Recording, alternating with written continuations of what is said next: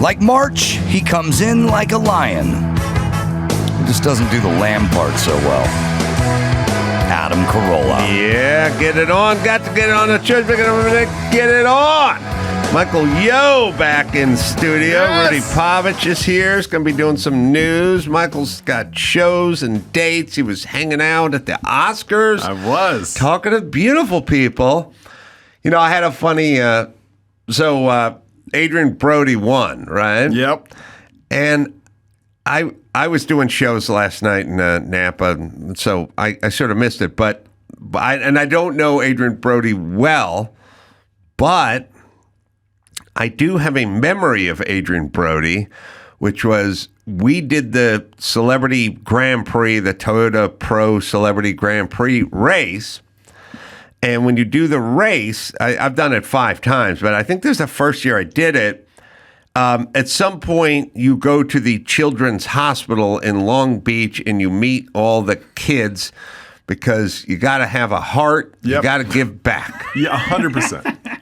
And so all the racers, the celebrities and the pros or whatever, they show up at the whatever hospital or they take you in the van and you go, a week before the race and you visit all the kids who, by the way, have no fucking idea who you are because they're 7. Mm-hmm. Yeah.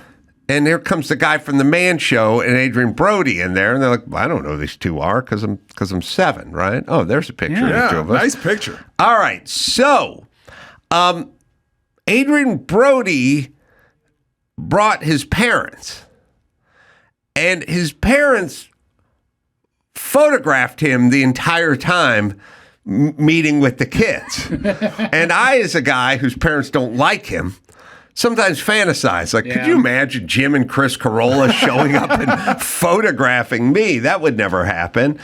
But I was thinking about it, and I said, God, this guy's parents love the shit out of him because both his mom and his dad, no one else was there with their parents, both showed up, and they're just photographing him talking to kids the whole time. And then after he won the Oscar, I never thought about it. I was like, oh, he's an only child. He's for sure an only child because they won't. This is not parenting of people with 7 kids. They don't do this.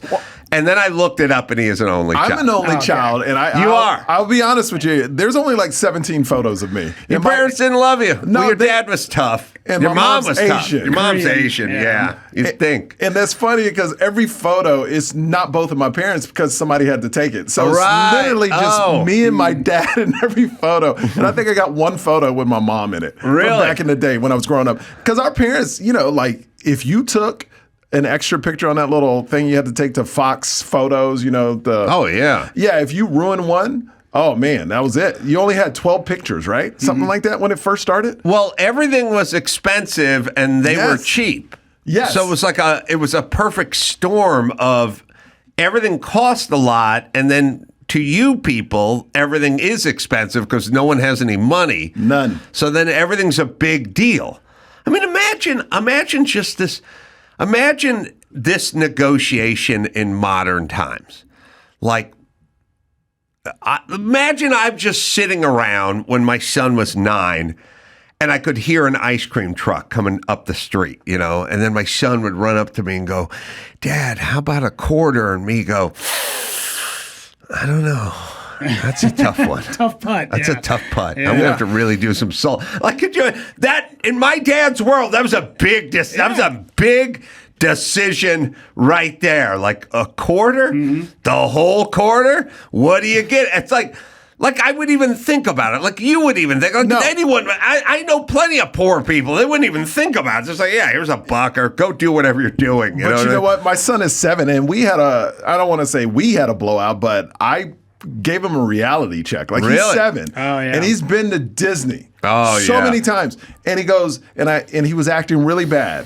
And we're supposed to go for his birthday. And I go, you know what? You keep acting like this. We're not going. And he goes, Dad, what would happen if somebody took your Disney away when you were my age? I go, I only went once in my entire 0 from 18. Like, you've been 40 times because we used to live in LA. You've been so many times. So I would love to go 40 times. I only went once because we were poor and we didn't have money. Yeah. And you're lucky we have money to take you there. And I think it's to watch a kid absorb all this information, and then he really fully understood it. He did. He apologized and said, "I'm sorry." Wow. And he goes, "That was very disrespectful. I'm sorry." At What? 7 years old. At 7 years old. And because the way I said it was so calm, but so direct. And with these kids, they're smart too. At 7 years old, these kids are so smart, way smarter than we are. They got way more information they know. That's true. And I said it so direct to him. And he just sat there and took it all in. And goes, "I'm sorry, I was being disrespectful." And I was like, "That's amazing." Yeah. We were on the road together last week when this happened, and you told Yeah. me that story. We were driving to Boulder, Colorado. Yeah. And there was such a juxtaposition between that story and then me telling you about my last senior year high school football game.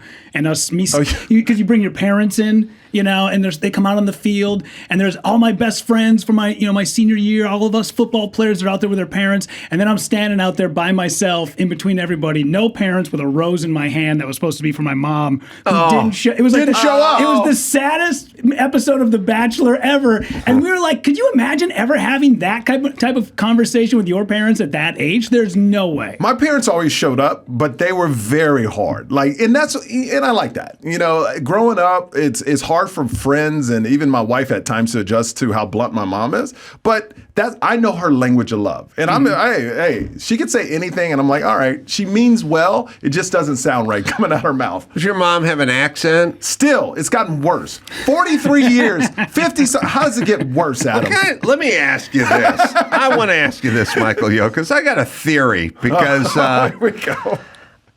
I think sometimes people with accents hide behind their accent, which is a million years ago, we went to New York to do some shows or something. It was like 15 years ago, let's say. And a car picked us up at the airport, like an SUV, and like a big SUV or van or something. It had like 8 or 9 people, and they went in. And we all went in, and we were driving. I don't remember, Dawson, you could have been there. We're driving from JFK, and we're going into the city. But at some point, the guy gets off the freeway, and we're in Queens, and he pulls in to like an AM, PM, or gas station or something. And we're like, what are we doing here? And he's like, it's okay.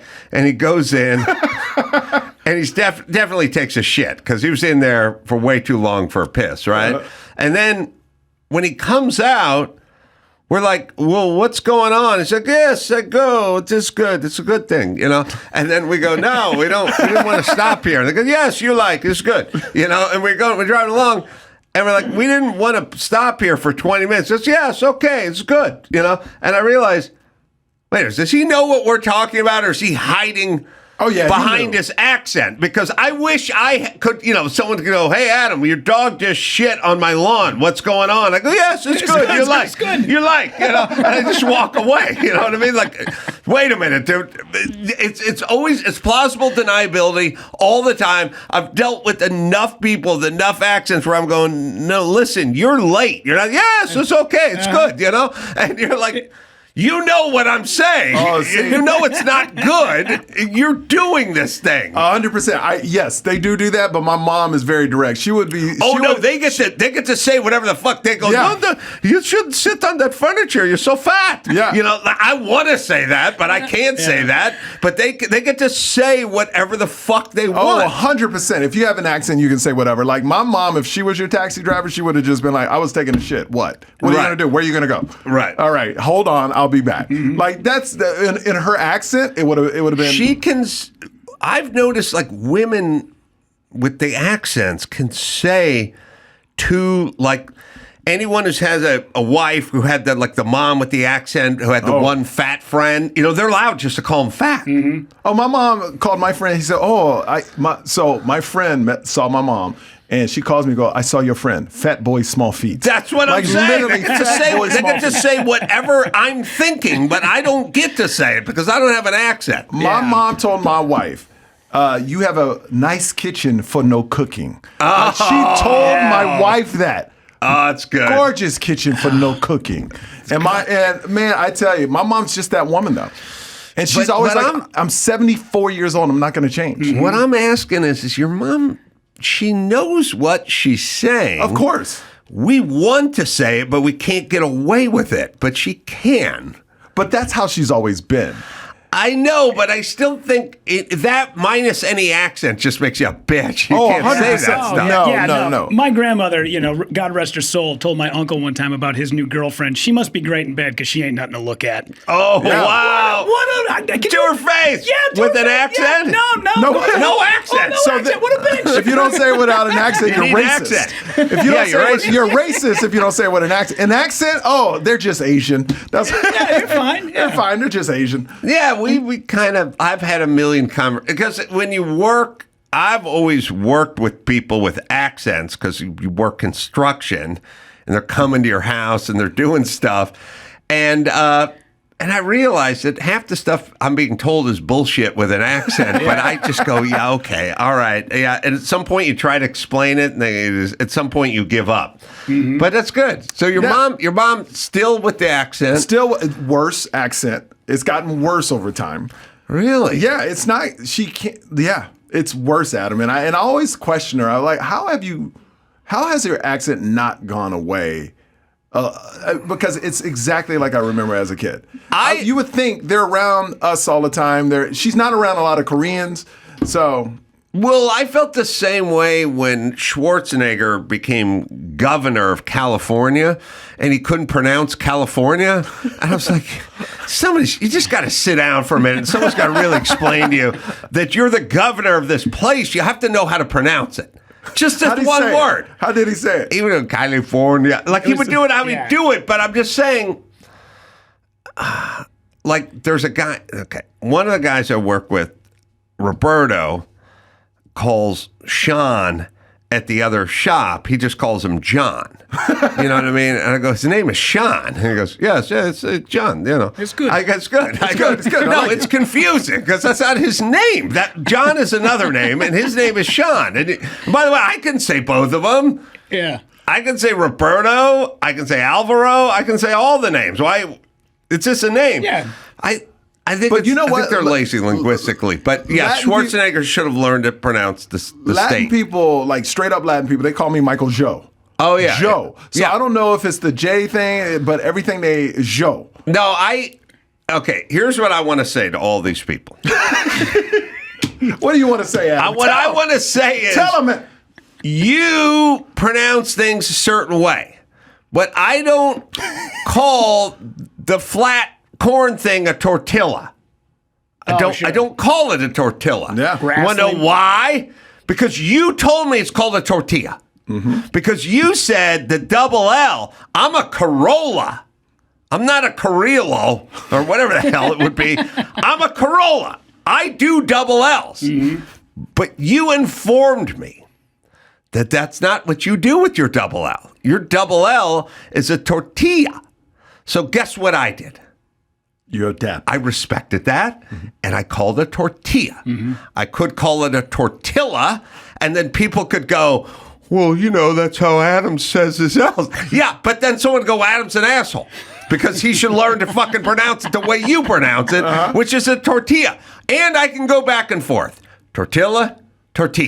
Easy. Mm-hmm. So don't give me this shit where they go, well, they don't say it where they're from. Yeah, I know they don't. And I don't either. But now I fixed it. See what I did there? Yeah. I fixed it. Why can't they fix it? Well, Michael and I were in Miami, and we had been around so many Spanish-speaking people that day that when we went to a Dunkin' Donuts, a woman asked if I wanted sugar. Oh, yeah. He didn't even understand English.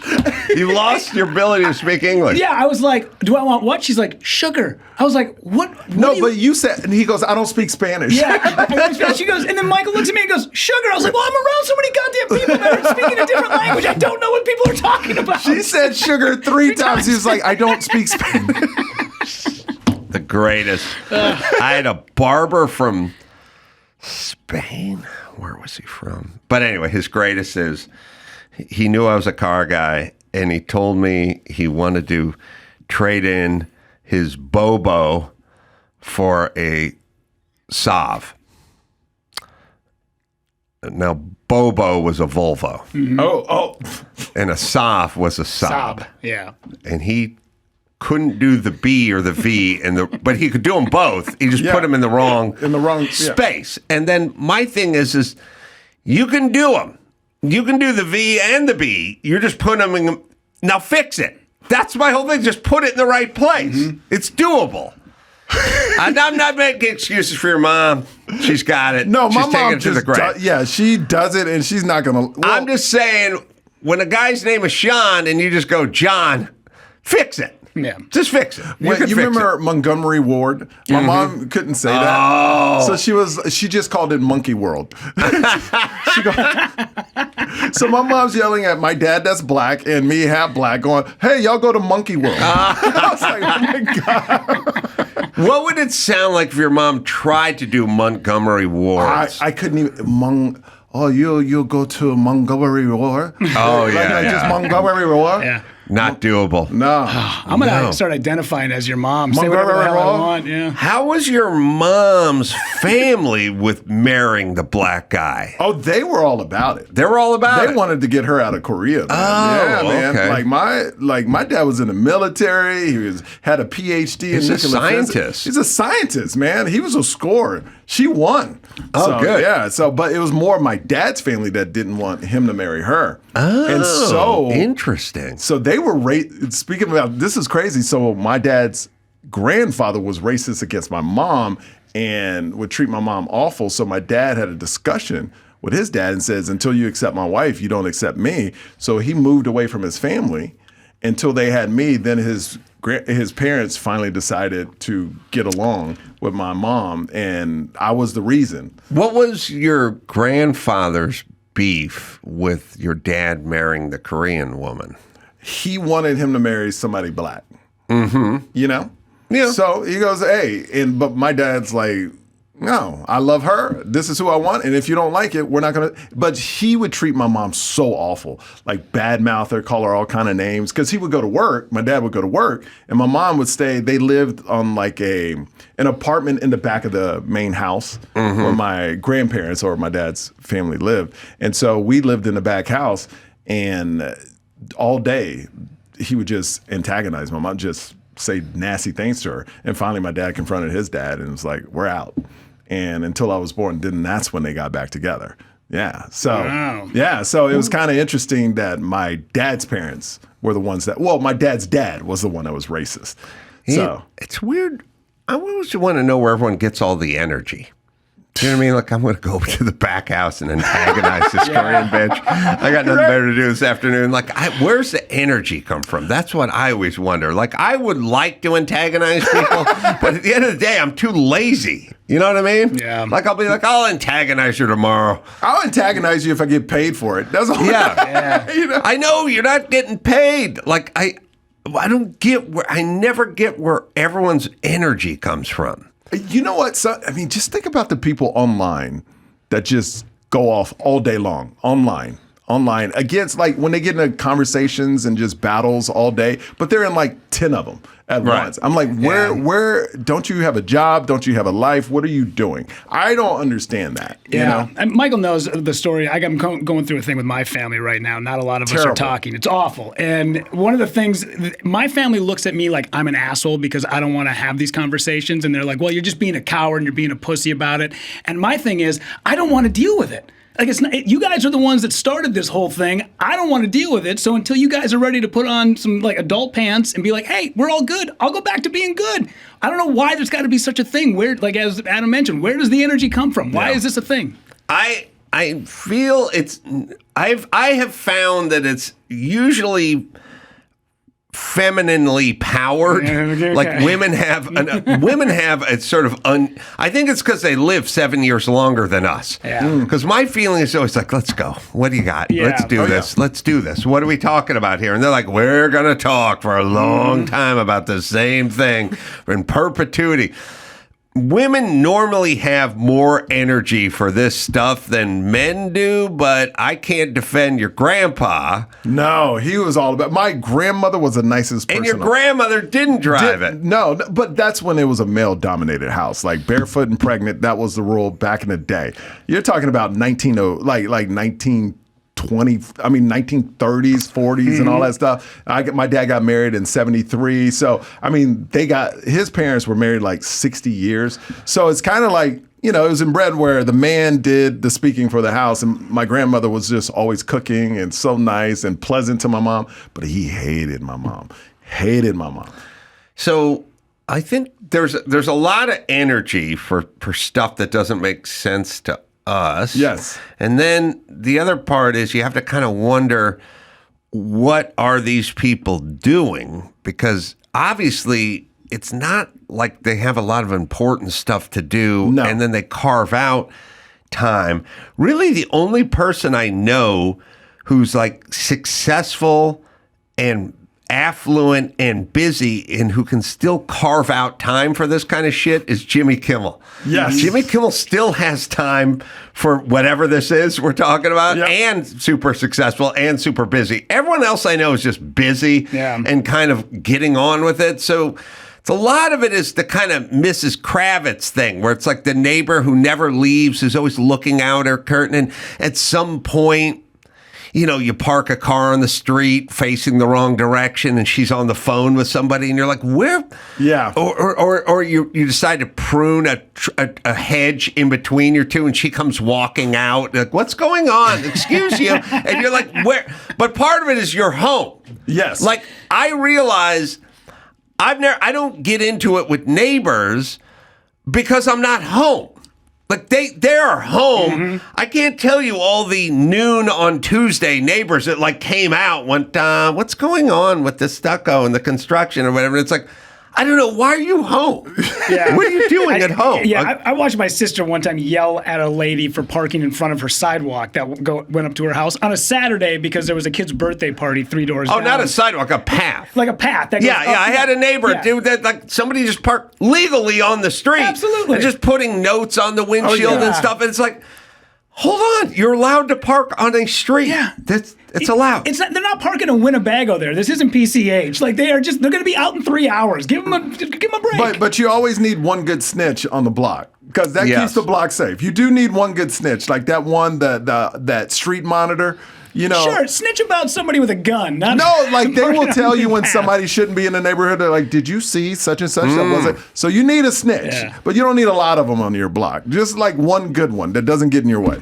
Michael's grandfather. Right? No, he wasn't a snitch. He was just racist. He was just racist to my mom. But you also got to go back to that time. Like that was when like people were racist against black people. So black people like, I guess I wasn't there, but I would imagine it's like, yo, we got to keep care. We got to stick with our own. I don't know. So, but it was horrible for my dad and he left him. So I'm here. And now what'd your grandfather do?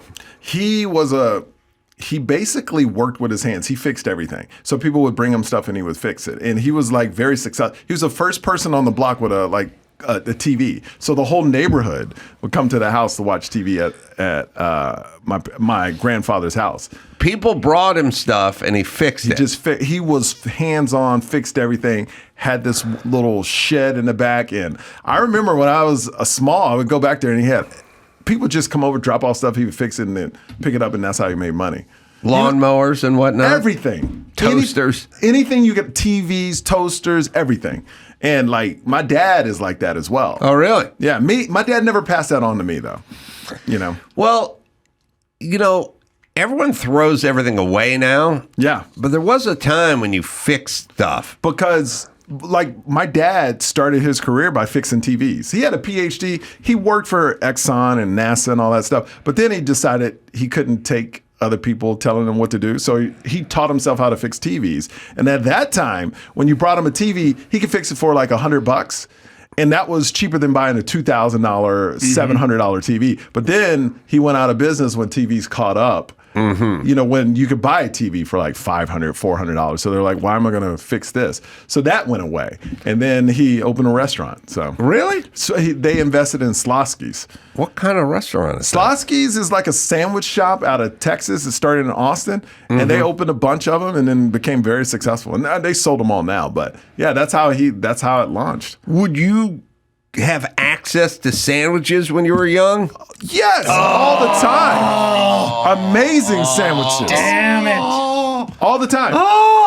All the time. I remember in my mom's dream was me not doing what I'm doing today, but to take over the company and open up more. And they wanted to be sandwiches. And I would work the drive-thru. And I was like, this is the worst job.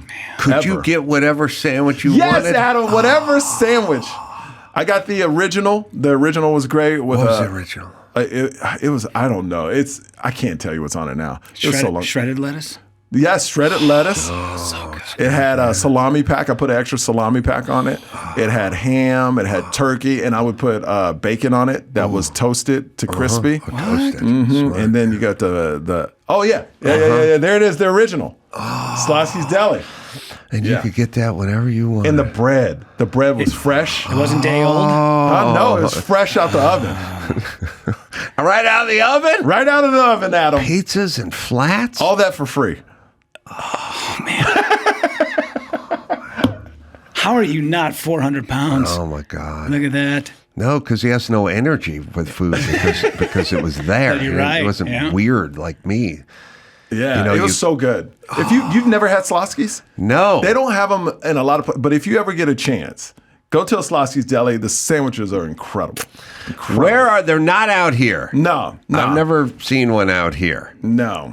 They got one in Vegas. In Texas, if you're in Texas, they're all over Texas. If you ever go tour in Texas, it's good. It's good. And how many did your parents own or manage? They own 3 or 4 of them, but they stopped because I couldn't be a part of the business. Scottsdale, Arizona. Is there a Slosky's over there? Slosky in Scottsdale, Arizona. Oh, I'm going to be at the Desert Ridge Improv. Coming up March 14th. Rudy's going to be there. We're going to Slosky's. Next time I come on the show, you're going to be like, that shit was horrible. No, I've not really. I've not had many bad sandwiches in my life. It's hard to fuck a sandwich up. They're good sandwiches and there's okay sandwiches, but I've never really had a bad sandwich. And it's hard to mess up a sandwich that goes through like that they put it through heat, that heat. So when you get it, it's hot, it's fresh. Oh, it's so good. Everything's melted. So let's just recap here. You could go to this place when you wanted and get the sandwich you wanted for free. And I could bring whoever I wanted. Oh! So all my friends ate free too. Yes! Hi. I made it rain sandwiches, Adam. About the closest... You had to have a hookup growing up at a food. No? Well, okay, let's try to figure this out. So my parents had no money. Yeah. And they didn't give us any money, but they didn't have any money. So you need a hookup. But they didn't care if we ate or not, which is kind of a weird posture to have with kids, Like it's sort of lukewarm on whether the kids ate or not. They were like, my dad, I don't know, let's see if we can figure this out. Okay. Once in a while you run into somebody and they just don't care for music, and you start talking about like bands and music and stuff, and they go, I don't know, I'm not really there. I just don't care. And you go, really? Like you can't even imagine not liking music or caring about it or having a favorite band or a concert or something. As few as those people are, my dad was that way with food, which is like, you will meet people. They're few and far between. They're just not into it. You know what I mean? Feeding their kids. Or themselves. Well, here's the problem with food and kids. The problem with kids is it's like, okay, what religion am I? No religion. Why not? My parents aren't religious, so what was I going to be? Well, nothing, because we didn't go to church. We didn't talk about anything. There was my parents were Jehovah's Witnesses, then I would be a Jehovah's Witness, or I would have been, and then I would reject it and whatever. But when there's nothing, you're just nothing. You know. And my dad's relationship with food was nothing. He didn't really care for it one way or the other. He was fine. With it, but didn't really care. He can eat the same thing every day, wouldn't even matter. My dad was the only sort of white heterosexual dude who would eat for dinner cottage cheese and raisins. And you go, what are we doing? Just having some dinner. What I mean? That's what my dad's never gone out for barbecue or martini or steak or whatever that thing is that you guys have where you go, Saturday night, we're going out for a steak. Doesn't have it. So he has no relation. So my dad didn't like tools either. So guess who didn't have any tools? You know what I mean? Like, if your parents don't like stuff, then you don't. If your dad loves the Lakers, then you're going to a Lakers game. 100%. If your dad doesn't like the Lakers, then guess who's not going to any Lakers game? Yeah. You. Now, you may like the Lakers, but you're 9. You don't have a car, and you don't have any money. So guess who's not going to any Lakers games? That's the way my dad was with stuff. Just stuff. It's just food or whatever. It's just, So I was always like, where's the food? And he's like, well, we're having some cottage cheese, And so I got a little. Did you go over to friends' houses to eat? Or I would go to friends' house. Oh yeah, I know. I went to everyone's house and ate. But it was weird because they were acclimated to their house and I wasn't. So it's like I'd have all these stories. I remember one time going to a friend's house, opening a pantry. First off, a pantry. I didn't know what a pantry was. We had cupboards. And that was about it. The pantry's a special coffin where you keep all the good food, Oh, yeah. And I remember opening it up, and his parents had a Hostess Ding Dong dispenser where you take the box, you put it up on its edge, you pop the bomb, you pull one, the next one slides in. Yeah. And I opened it, and I was like, what is this? I don't know. It's a Ding Dong thing. It's a Ding Dong. Just pull one out? Yeah. And what happened? Next one drops in. Well, let's just keep pulling them. And the guy's like, yeah, okay, well, let's go outside and play some basketball. I go, yeah, but what, the ding dongs here? It's like, yeah, well, they're here, so we'll come back later. We're going to get one now. We'll get one now, right? Someone's going to take these ding dongs, Stand guard. Someone's going to steal these ding dongs. He's like, yeah, they'll be here when we get back. I'm like, you pull one, another one falls down and takes its place. And they're like, yeah, we have them every day. Yeah. It's just here. I'm like, well, why aren't you eating these things right now? And he's like, because they're always here. And I'm like, I couldn't wrap my mind. I was like, how do you make it through a night's sleep? Because I would have to wake up and go get a ding dong every 45 minutes. I couldn't just go to bed. He's like, they're always here. Endless ding dongs. It's endless ding dongs for me. Man, I remember Ryan Edmonds, 5th grade. I went to his place. His parents were pretty affluent. They lived out in the country up in northern Minnesota, and they had the small boxes of cereal. Oh, the mini. Yeah. Oh, the variety pack. The variety packs. Now, we ate cereal out of bags, and it was always the generic kind. I got busted stealing one of the boxes of Corn Puffs. The yellow box, because we didn't have that stuff. Tried to steal it. So I stuck it in my jacket, and then his mom caught me with the Corn Pops and was like, "Are you?" I was like, I don't know how this guy. This is crazy. It must have just fallen into my pocket. But I think she felt bad. Was like, oh, you don't have much at home, because I did have a stepdad who had tools, food, and was into cars. He just wasn't into letting us participate in any of that. Yeah. So I got busted. I got busted by the mom's, Chris Bohm's mom, Barbara, but her friend was named Louise. And I don't know, who were these people when we were kids, like out on patrol all the time, like short haircut, middle-aged lady, and I was like, I was going through the pantry at Chris's house, just like a raccoon in there, like, well, what do we got? Ooh, Nilla wafers. Holy shit, Nilla wafers. Put them under my arm. Oh, mini marshmallows. Okay. And I poked my head out, and Louise was standing there. And she's like, excuse you. I was like, young man, you march yourself right back. And it's like, I had 40 cents worth of fucking cookies, you old bitch. Like, leave me alone. What I'm desperate. I'm desperate here. I'm 9. What are you doing? Whose laws are these? It's not even your house, bitch. She was like, Louise, if the salt and pepper, and the hair, the short haircut. Like, you march yourself right back in. I could just see Adam opening up everybody's pantry and just a light, like, he's like, it was like Pulp Fiction when they opened the briefcase.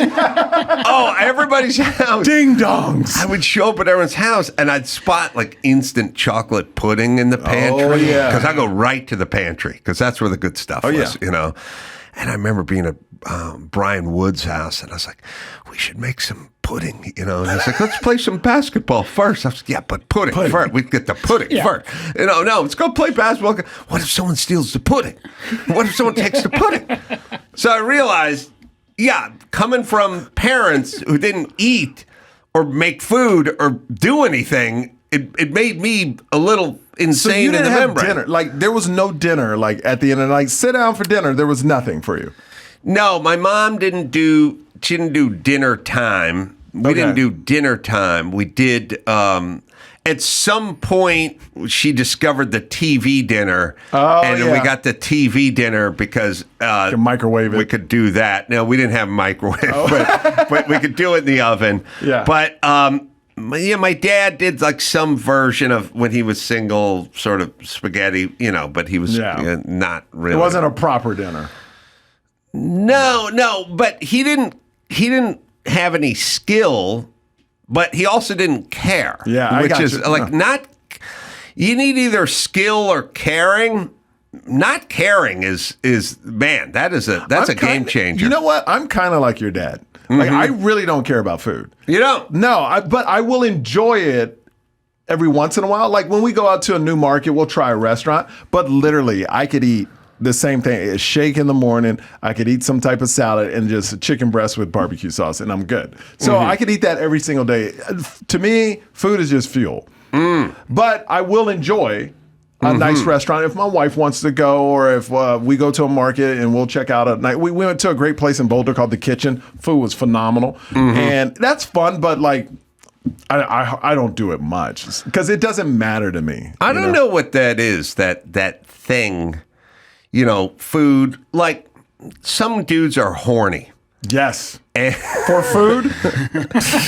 Some guys just have a metronome that's like tick, tick, tick, tick, tick, tick, tick. We knew those guys in high school, I still know some guys like that. They're just horny dudes. Put their dick in a Schlotzky's. That's right. Go pound some Schlotzky's.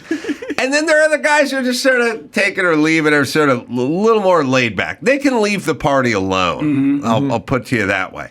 Now, I don't know what that drive is. It's not, you couldn't tell by looking at the guy, and it's not really about anything. It's just this guy has that drive, and some dudes are that way with food. Yep. And people have just that energy, and then there are other people that are just detuned. I'm like Rudy. As soon as he picked me up, because I did all this Oscar stuff last night, he goes, "Did you enjoy any parties?" I go, "I was in bed by 8:45. I just don't have the energy to mingle with these people and to be out and sing because I don't care about that stuff." So maybe you're a little detuned. Yeah, I am. I just want to get it done. I do my job and leave. Yeah. Even in stand-up, like, Rudy will be the guy that hangs out with the he's so good with the staffs at comedy clubs. He's a great representation of whoever he goes out with because he makes friends with everybody. Me, I do the job. I'm nice, friendly, but once I'm done, I'm out. Like, literally, I'm gone. So I don't know what that is. It's just, I think for me, when I'm in a room full of people, I can entertain that room. But when I don't have to, I'm off. Where I'm sure we all know comedians, even when they're off, they're still on all the time. They don't know how to disassociate with not being. They think they're always on stage. I'm not that guy at all. So, yeah. Well, I get it. I'm kind of that way too. But I realized anyway with life, you're kind of at the mercy of your parents when you're a kid. 100%. Depending on, look, if your mom's a crackhead, then you're going to a crack house with her and hanging out in a crack house. So, there's extremes, but you're kind of, whatever your parents are, that's what you're going to be for a while. My mom, super over-the-top Bible beater. My dad's an atheist. Really? Yeah, so I grew up in a house where I was forced to go to church, and I was fine with it. I didn't know any different. But my dad, what was great about him, he never discouraged it. Did your mom cook dinner every night? Oh, 6:30 we had dinner every single night. 6:30 every night. 6:30 every single night. Then we would watch Wheel of Fortune or The Price is Right, one of those, or back to back. And then literally, I was thinking about this. I would hang out with my dad probably 3 hours a night. Wow. And that's it. But today I hang out with my kids, I'm more around. Like, the difference is their job, my dad's job to see me was from 6:30 to like 8:39.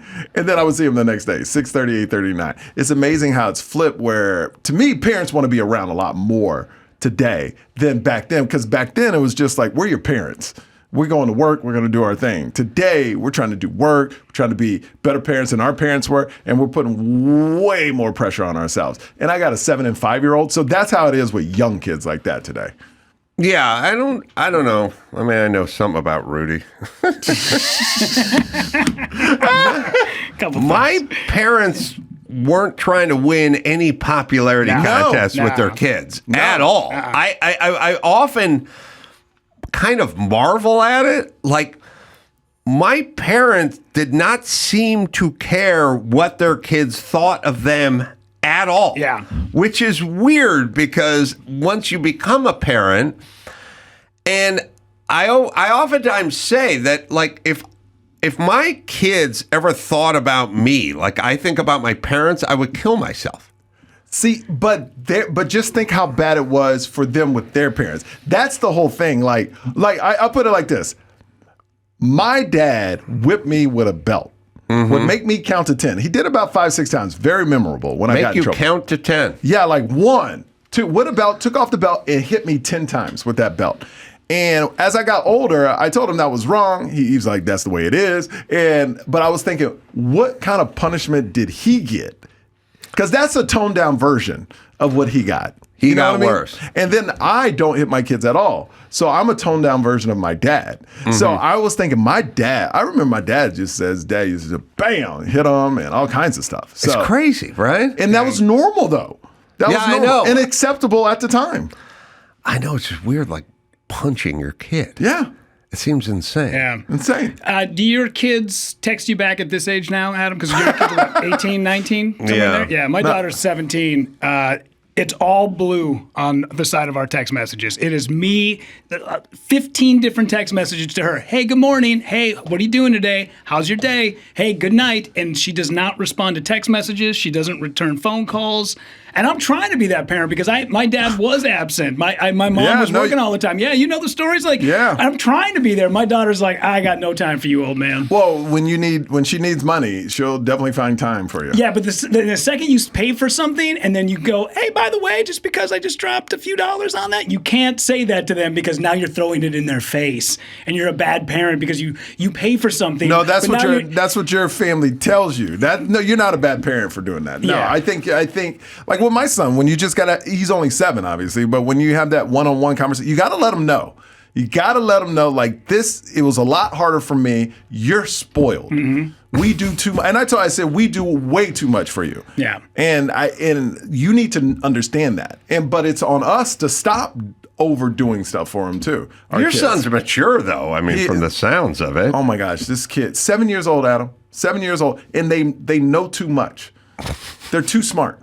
They're too smart. They know, and I say it on stage, and I don't want to go into a bit, but I say my son talks back, but the problem is it makes sense. Like, we were dumb when we were kids. You know what I mean? Like, we didn't know how to talk back. Like, my dad would say something and go, you better do it or else. We never found out what else was. I did confound my mom when I was young because I think my mom read one of those nouveau parenting books, They had those books back then? Yeah. Oh, wow. They had those books about being a parent, not getting the belt out, but being... Back then? I thought that books would be like how to take out your belt properly and how to beat your kids. No, they had all these new wave... Stuff was around. Like we had in the whole environmental scene, it was just called ecology. Yeah. They just everything's been around for a while. They just give it different names. But my mom said to me once, she's read in a book, like not to say something, but she just told me, I don't, I like who you are. I just don't like what you do. And I just said, I am what I do. Because I meant it. Yeah. And I still feel that way. Yeah. Like these people that go, well, this politician says this, but does that. It's like, or this person that's super nice, but super cheap and shitty with everyone all the time. Like, they're not. You just are what you do. At a certain point, that is who you are. So you're just saying actions or who? Yeah, I just told my mom, like, listen, if you don't like the stuff I do, then you don't like me, because that's who I am. Well, I think some people like you said, some people say one thing but do completely different. And then they can fall in love with who they think you are. But it's like meeting your favorite celeb, right? And you don't know them and you're like, oh, they're this and that. And then you meet them and they're real crappy to you. And you're like, oh, I fucking hate that guy, you know? Well, speaking of that, I think we'll take a break. But you were at the red Oscars carpet. And you were talking to celebs. Yeah. I got thoughts. Rudy's got some of that coming up. I think what we'll do is we'll take a break. We'll come back with Yo and Rudy, and we'll do some news right after this. Simply Safe. Well, I travel a lot, and, want to make sure things are safe at home. Yeah. I was thinking about smoke detectors and fire alarms and carbon monoxide. Simply Safe. Millions of Americans enjoy greater security and peace of mind every time they arm their system when they're heading out each morning or locking up at night. But traditional security systems, well, they only take action after somebody has already broken in, and by then it's too late. Simply Safe's Active Guard outdoor protection can help prevent break-ins before they happen, before stuff gets broken. AI-powered cameras backed by professional monitoring agents monitor your property and detect suspicious activity before it goes down. Monitoring plans start at just about $1 a day. Very affordable, especially for peace of mind. So take care of yourself with Simply Safe, right, Dawson? You can get 50% off your new Simply Safe system with professional monitoring and your first month free at simplysafe.com/Adam. Just head to simplysafe.com/Adam to claim your discount and make sure your home is safe this year.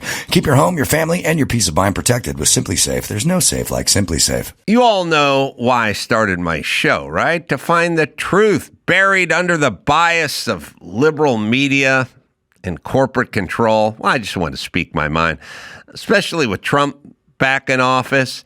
It's more important than ever to see through agenda-driven narratives. That's why I want to tell you all about my partners at Ground News. With their independent app and website, you're not at the mercy of media bias and big tech algorithms. You get every outlet covering any story, even the ones mainstream media don't want you to see. Plus, insight on their political lean and financial backing. So you know you're really controlling the narrative. Go to ground.news/Carolla to see how the left's ignoring FEMA firing employees for making unauthorized payments to house migrants in luxury hotels. Meanwhile, you can easily find independent sources like the Center Square, Washington Examiner, or Breitbart calling it what it is: a huge FEMA cover-up. Without Ground News, you'll never know what information you're missing or how biased that information might be.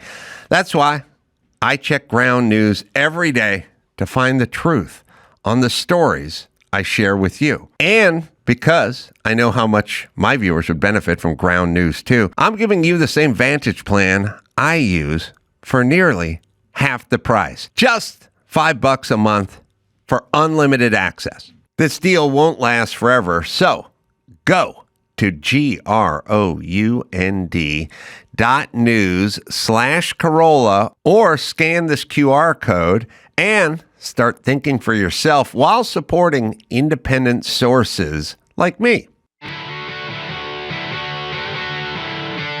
It's time to check Adam's voicemail. Hey, Josh from Texas. I just built a gorgeous house about an hour outside of Fort Worth. 2 permits needed for the entire thing. 1 for septic, 1 for foundation. Total cost of both permits, $200. Get it on. You can leave us a message at 888-634-1744.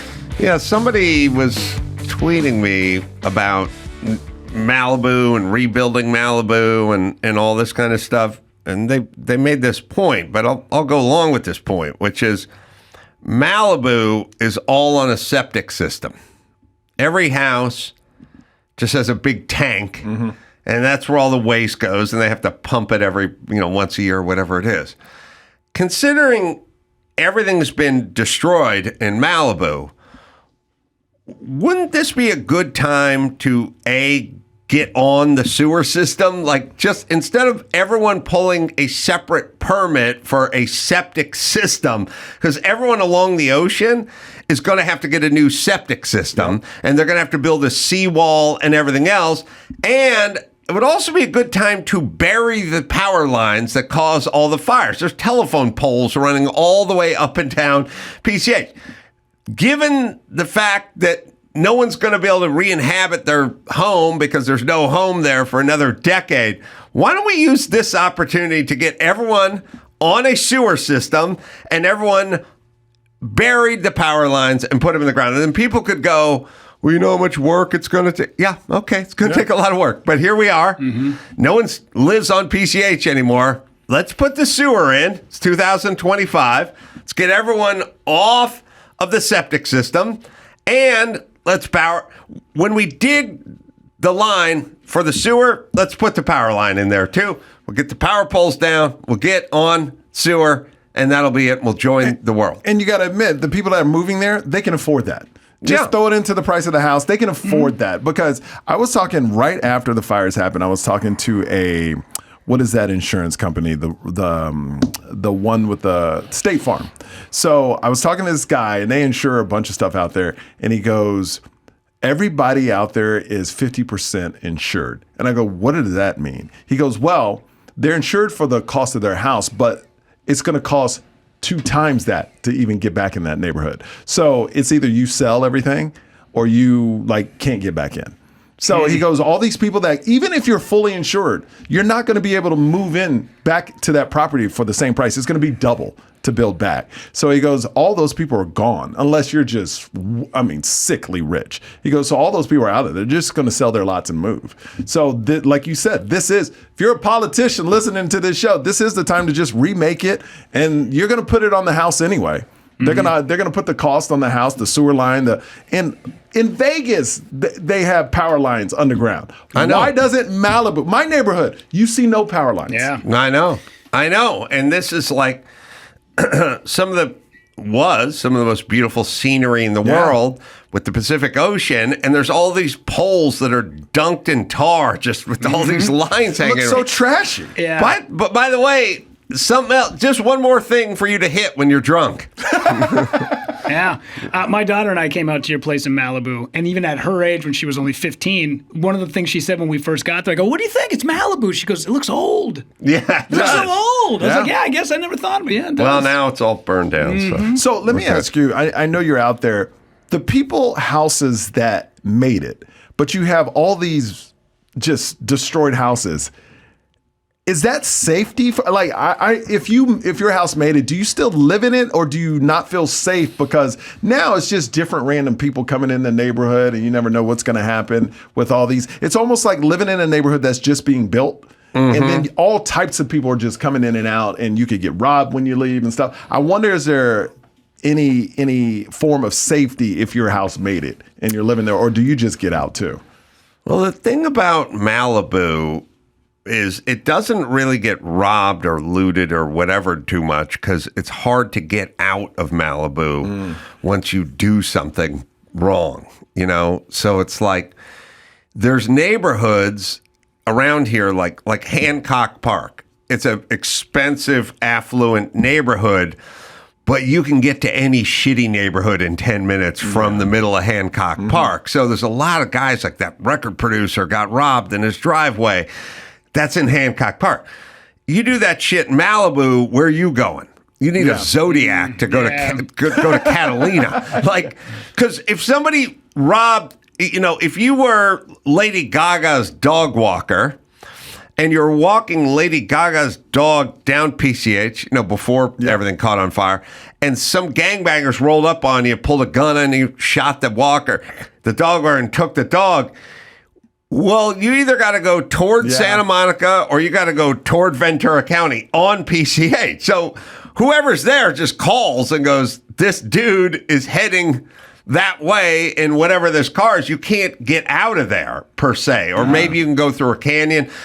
But my theory with a lot of robberies are you need outs. like there's not that many houses get robbed on cul-de-sacs because there's only one way in and one way out, and Malibu's very hard to get out of. And that's why they say, like, if you live in a neighborhood, don't live close to the freeway. Because, there's a lot of houses, especially in LA, built right off of a freeway exit. Right there. It's like the whole neighborhood's right there. And they say never live there. Those are the places that get hit. Yeah, Malibu's safe unless Bruce Jenner's driving an SUV, and then it gets a little dicey. Now, pre-Caitlin. Pre-Caitlin. Yeah. All right, what do you got in the news there, Rudy? All right, we'll start with the Academy Awards. Well, a big historic night at the 2025 Academy Awards. Adrien Brody at the center of all of it. The 51-year-old actor not only child. Not only took home the Oscar for Best Actor for his performance in The Brutalist, but he also secured a Guinness World Record for the longest acceptance speech in Oscars history. It clocked in at over 5 minutes and 30 seconds, surpassing the record held since 1943. 1943? Who was the guy? I wonder in 1943 who was the guy that went the longest. That would be Greer Garson. Greer Garson for Best Actor. Best Actor. I imagine, yep. I also knew Adrien Brody was an only child too because when I did that, you're about to shit on only child. I am. I'm ready, Adam. I'm ready. Give it to me. I did that Celebrity Grand Prix race, and at some point in the middle of the race, they threw a yellow flag out or something, and if you do car racing, you have to memorize the flags. This one means pull over, and this one means slow down, and this one's like no passing, and this one's debris on the raceway. And we came around the corner at Shoreline going into the straightaway, and they thread a full course yellow. And full course yellow just means you can't pass anybody. You can keep driving, but you stop racing, is basically what it is. Everyone slows down. And at some point, if you get a full course caution, you'll come around the corner, you'll see an accident or something. You'll see why you got your full course yellow. And so we all got the full course yellow. And so everyone got off it and was kind of, just trucking down the main highway. And Adrien Brody was in like 8th place. And he just pulled to the side of everyone and just motored right past everyone. And I oftentimes think to myself, what happened? Like, what do you think is happening here? Do you think we all just forgot how to drive? Like, you're in 8th place. Why do you think you just passed everybody? And I don't know. I never know what the thought is, but we got the full course yellow. And he just went up like 5 spots and then just sort of tucked back in. And because it was like a celebrity thing, they just kind of went like, yeah, whatever. Whatever. But that's when I knew he was an only child. No, stop Sorry, it. Mike. Maybe he didn't see the flag. No, Adam. you come from adversity because of the relationship with Pappy and Mom and Dad and the belt and everything. So you're humbled. But maybe is there a chance he didn't see the flag, and then when he discovered, that's what the flag meant, let me tuck back in. Yeah. It's certainly possible. Here's what I would argue with people, though.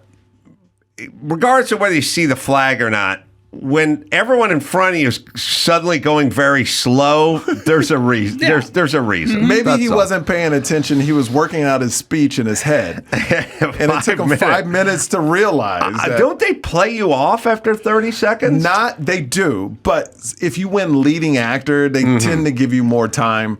And then, because the audience is on that side, on the side of that person. Yeah. If you win a small... And did he bring up this yellow flag incident? He actually did. He said, I apologize to Adam Carolla. What was he saying for 5 minutes? I didn't see it. Here's the thing. I made a post last night, and I'm everybody who read it went, yes, absolutely. It was so word salad. It was saying nothing up there for 4.5 minutes, and then when they tried to play him off, he went, no, I'm not done. And then he said a little bit more word salad, and then he thanked his parents and got off the stage. And we got a clip of it right here. And he threw the gum to his girlfriend? Yeah.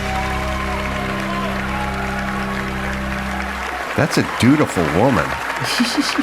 No woman I've been with would ever accept my gum if I threw it at her. My wife would. She would take my gum? Yeah, she would take my gun. Wow, that's a good woman. Yeah, she's great, man. I love her. Oh. Are we watching the whole thing? Hold on, pause it for a second. I had a thought in the airport this morning. You ever think things like he's wearing a brooch or a pin or something? A pendant, yeah. You know how if I lived 2,000 lifetimes, I don't think I would ever think to put a pendant or a brooch on my jacket. I would never. It would just be one of these things. It'd be like, have you ever eaten monkey brain? Yeah. And I'd go, no. And I think I could go 2,000 lifetimes, and there wouldn't be one where I was like, yeah, I did try it that one time. I was in Manila or something. It just wouldn't happen. Yeah. It's just, I would never, ever consider putting a brooch on my jacket. But I don't know. I think if you're at the Academy Awards and someone told me to brooch up, bro, you got a stylist and they're dressing you and they're like, "Hey, we're gonna pay you X number of dollars to wear this brooch." Going to pay me to put the brooch on. Sorry, Yeah. There's been a piece of Slosky sandwich out of it. Although your brooch would only indicate assholes don't respect the yellow flag. Yes, it would just be a giant yellow flag. What is his brooch on there? What is that? I don't know. It looks like the Hunger Games symbol. I don't know what that thing is. All right, I want to hear part of what he has to say. Hang me down. Okay. Thank you, God. Thank you for this blessed life. If I may just humbly begin by giving thanks for the tremendous outpouring of love that I've felt from this world and every individual that has treated me with respect and appreciation. I wish you could have respected that yellow flag. I feel so fortunate. Full course. Stop hating on him, Adam. It's a full Stop course hating. caution. You know, acting is a very fragile profession. It looks very glamorous, and in certain moments it is, but the one thing that I've gained having the privilege to come back here is to have some perspective. And no matter where you are in your career, no matter what you've accomplished, it can all go away.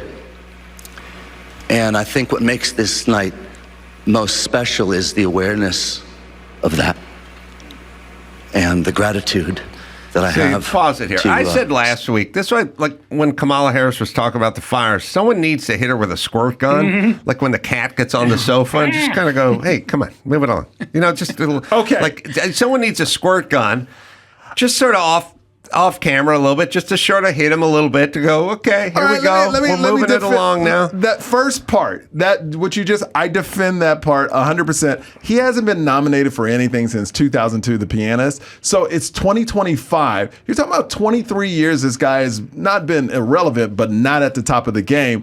And he's just showing his appreciation that, wow, it could be taken away because trust me, at 2002, you probably think you're the dude. You're going to be at every award show. So he lost it for 23 years. So I agree with the first part. I'm fine if he would have ended it after that. Boom, done. I'm good. What is that brooch? Is that a flying pig? Yeah. What is that? I don't know. It looks like a hummingbird slammed into him. Is it a pig with wings? Is it like a sheep with wings? Is this Rorschach-y for us? Oh, yeah. It's just fun. It's a brooch or whatever it is. No, everything's got a meaning. What is it? What is that thing? It's too big. Do you think it has meaning? I guarantee that thing has no meaning at all. No meaning. No meaning. It's just a design. Because normally you would put it on the lapel, not on the shoulder. I don't know. Let's see. No, I guarantee that has no meaning. All right, we can hear the rest of his, or some of the rest of his speech, see if he goes on for a while. Oh. Still do the work that I love. Works that he loves. He loves winning an award like this is, it signifies a destination, and it's something my character. This is only references child in the talk film. right here, because we have three brothers and Oh my sisters. gosh, They're no. banging on the door. Get the fuck out of the bathroom, Brad. Get out. Stop No one hating wants to fucking hear what you have It to is. say. Stop hating on us only child. It's an only child No, situation it's here. not. Yes, it is. No. And Us, the opportunity kids to with siblings have an hopefully be internal fortunate clock. Yeah. You for the understand? next 20 years No, of my this life, is what that I happens can when you go prove do a that I speech am with worthy of such no meaningful copy in your hand, with no script. important and relevant roles. I share this with my fellow nominees who are just wonderful human beings. Oh, more broaching going on. More broaching. And goodness. There's a brooch, a small Broach. That's all It's broach. a trend. It's a trend, Adam. I don't like it. There's so many people I'm gonna to wear a thank. brooch next I time. don't like this broach. I'm gonna get a brooch. Yeah. Just a big Yeah, tough dude. on my jacket. Yeah. Next time, Adam, Andrew brooch Celeste right here. and Listen, if You're you're, gonna love it. if you're you're a Navy Lindsey SEAL or Gallen something, you want to and put Heather an anchor or 2 p.m. something shot. on there, fine. But H1. not hummingbirds. Jesus Christ. What if I put a brooch of a Focusing race car universal on me? for belief. Yeah, race brooch. A race brooch. Brady and Mona, Who's he talking to? for what you've Tom done Brady? for independent film and for your beautiful spirit and for giving me space to exist in this triumph of a work. Space to And exist. my fellow cast, Guy and Felicity. It's actor talk. You're just brilliant and lovely. And I share this with you, Guy Pearce. I share this Such a beast on Felicity. screen. with my amazing Hoffman? partner, Georgina, who has not only reinvigorated What, my Felicity own Jones? self-worth, that's his wife. but my Are they sense married? of value and my values, Is that Weinstein's? and her beautiful children, Ex? Dash and India. Huh? I know this is Weinstein's it's been a ex? roller Wait a minute. coaster, but Hold on a second. Rewind. Is there a kid named Dash? Yeah. Dash in India. I should have put this guy on the wall. I had a chance to put him in the wall. I We didn't wouldn't have do to it. sit through this goddamn speech, Adam. I want to go back a second. His wife is Weinstein's ex. Is it? I don't know. Yeah.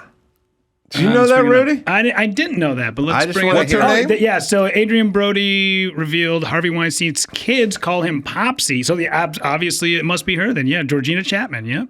Wow.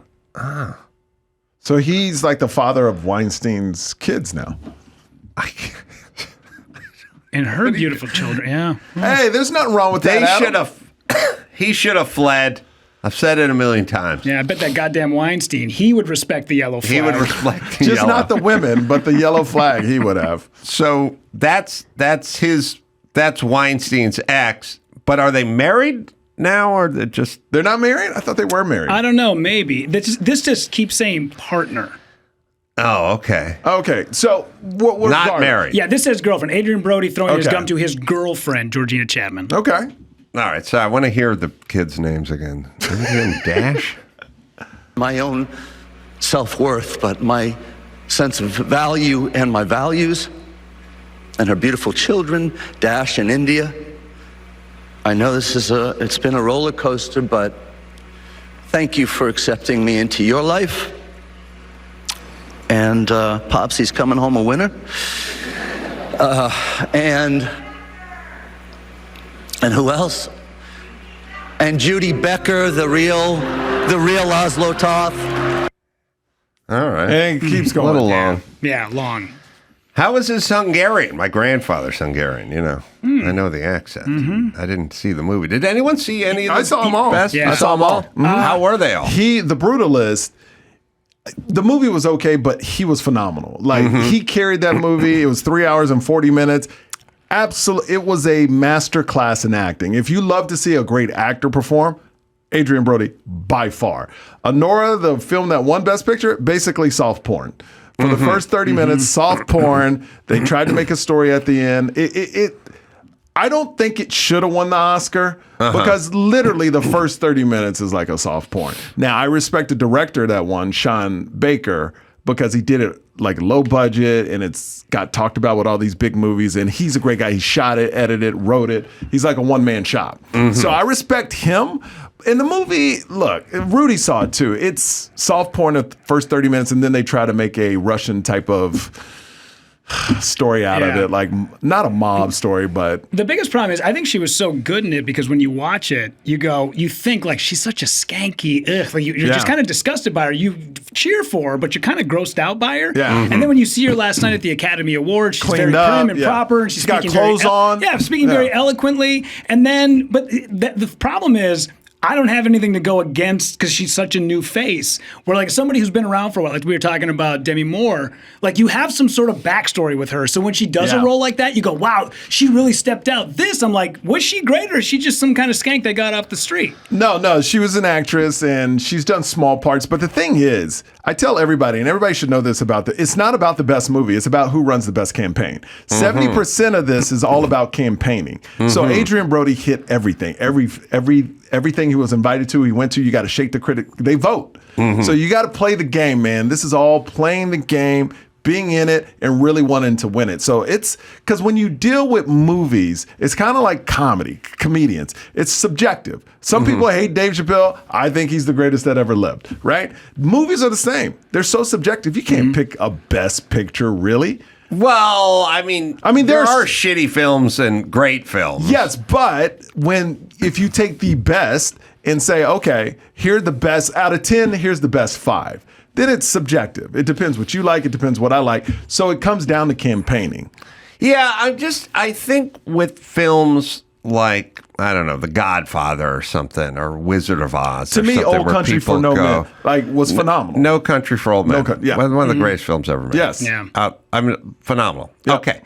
So that's one of my favorite movies of all time. Yes.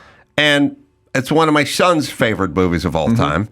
And I don't know anyone who wouldn't go, that wasn't a great movie. There are people that like other movies more.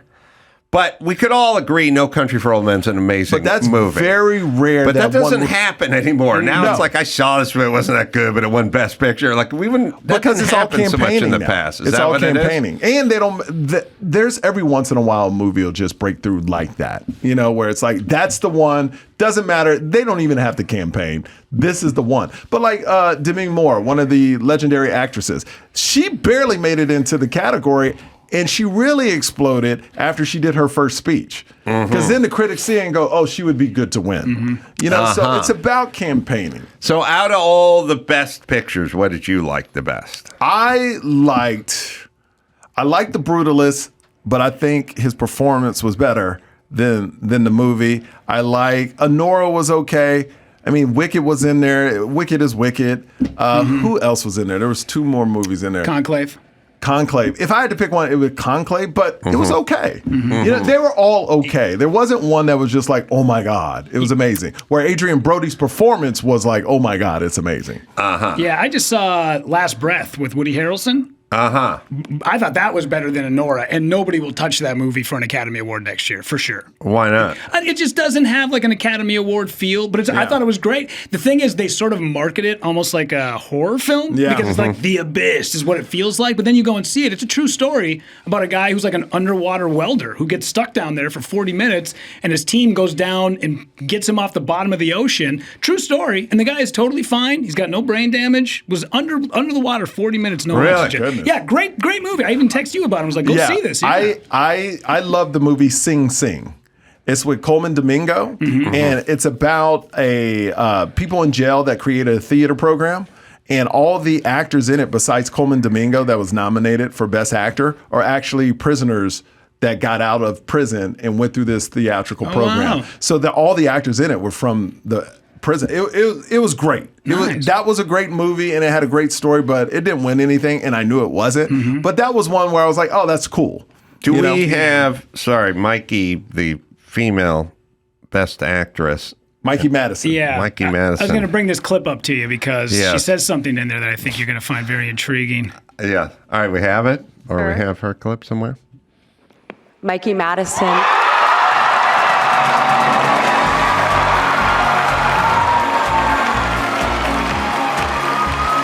Boyfriend's a ginger. This is the first Oscar win and nomination for Mikey Madison. That guy, bald head, his name is Yura. He's like the Tom Cruise of Russia. He was in Oh, really? Yeah. He's great in that movie. Yura Borsuk. Yeah. Tom Cruise. Every movie, every commercial, he's just running. Speaking of bald guys, did you see the bald guy kiss the other guy? Did you guys see that clip? Yeah. I'll have to find that. That was a weird moment.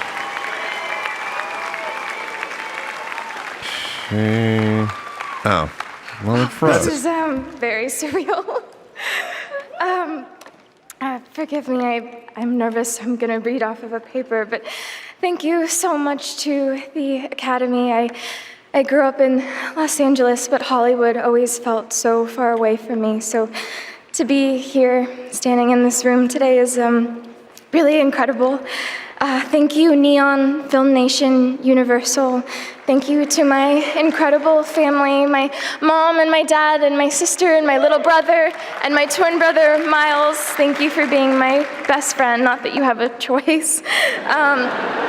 Thank you, Sean Baker, Sammy Kwan, Alex Coco, Drew Daniels, Yura, Mark, Vache, Karin. Thank you, Ann Woodward, Rachel Arlick, Nikki Fioravante, Rich, Dean, Dan, Don, Fareed Ward.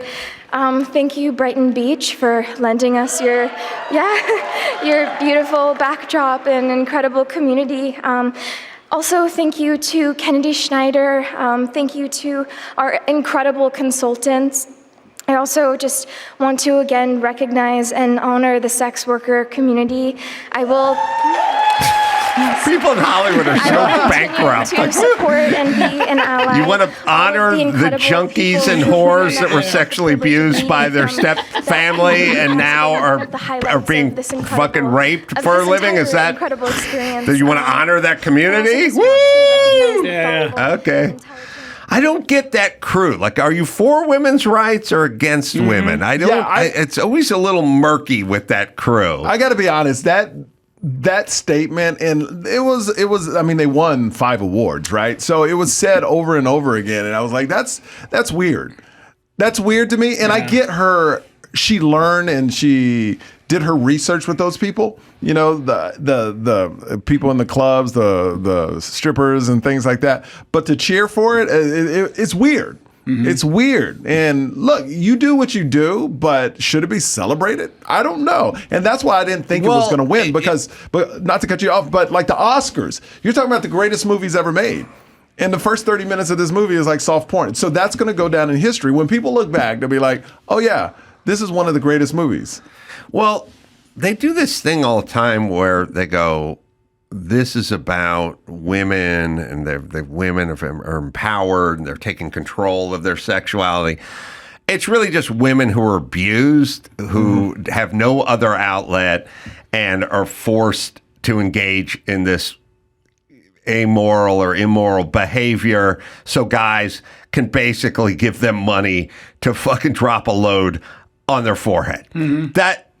Let's not celebrate this at all. Look, anything you don't want your kids doing, don't fucking celebrate it. How about that? You know, people get all, but it's Hollywood, and all you have to do is say community, and everyone will start clapping. But the reality is these are abuse victims that are now being whored out literally so people can profit off of them because they got scrambled mentally at a young age. So let's try to get them some help and not necessarily celebrate them and the empowerment of what they're doing. I do think the people that were clapping were the people that were part of the movie. I didn't see like just everyone clapping for that. It seemed like they were just the people from the movie. Yeah, I don't really care about the people clapping. Yeah. It's more about her. Like she wants to celebrate the community. Well, every person that won an award from that movie pretty much said the same thing. And it was a weird thing to celebrate. Like, I even was like, wow, that's very weird to celebrate. Well, there's also like this romanticized version of it in movies where, you know, Julia Roberts is the hooker who marries the rich guy. Yeah. It's like that. But this movie was not that at all. This movie was like the unromantic side of it, the worst part of it. Well, even this movie with how much of an unromanticized version of it, it's still kind of like she marries a guy who's like a Russian, oligarch's son. Yeah, but it all goes away. It all goes away. Yeah. And then at the end, she realizes what she is, and it's like, okay, that's how you end it. Yeah. Wait, how long was this one? 219. Oh, not too long. But she also knew her points. Like, boom, boom, boom, done. Yeah. No, she's great. I mean, you see a hooker on camera. But this is going to my point of Adrien Brody. just think, right now, she probably thinks the next 23 years of her life are butter. It's cake. I'm going to be booked a bunch of movies. And just think if this is the last time you ever see her, and then she pops up 23 years later. Oh. So the Playing an old whore. An actual whore, though. Whore. With one last mission. The old lady at Hooters that's still there, hanging on. The dude who uttered the phrase, "I'm the captain now," that guy was from Minnesota. And he got nominated for Best Supporting Actor, and we never heard from him ever again. That's right. And so if he ever won an award, he'd be like, I didn't know this was coming again. I appreciate it. So yeah, run long. Run long. Adrien Brody. Yeah. All right. But mind those flags. Did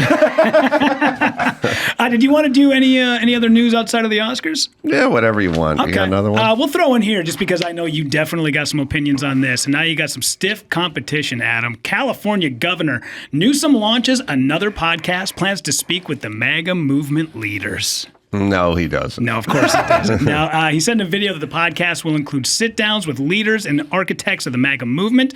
The conversations won't be the typical political mumbo-jumbo. I was just talking to Mike August about him today while we're sitting in traffic trying to get to the airport.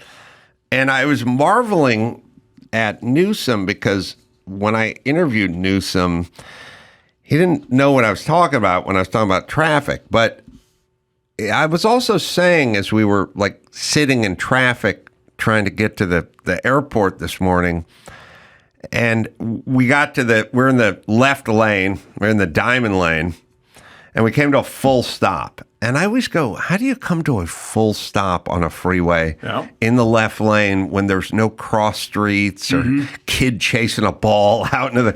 Why are we completely stopped? How is this mathematically possible? But I said to Mike, I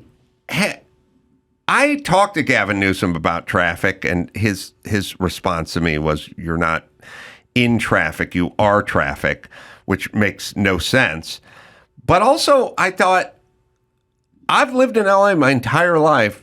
Traffic is historically, it's a backbreaker for a lot of people because LA is a place that's too expensive. If you work in Westwood, if you work at UCLA or the Veterans Administration or something in Westwood, and you would like to afford a home, but you make $67,000 a year, you're not living in Westwood, and you're not living on the West Side. You're not living anywhere. You might be able to get a place in deep Simi Valley, like if you're lucky, or Newhall or Saugus or something, because you have to live 70 miles away from the place you work because the average home, I mean, if you work at the VA, my grandmother worked at the VA in Westwood. The average home in that neighborhood is $3.1 million. Crazy. You work at the VA, you make $56,000 a year. How does this even begin to work for anybody? You know what I mean? Like literally...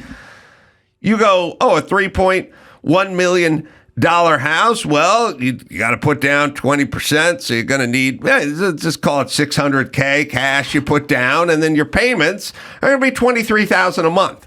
So my grandma didn't make $23,000 a year. Yeah. So you have to live real fucking far.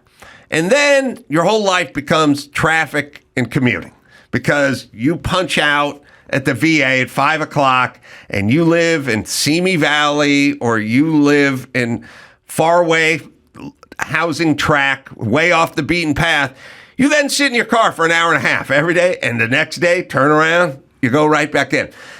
I have never heard a politician say anything about traffic, ever.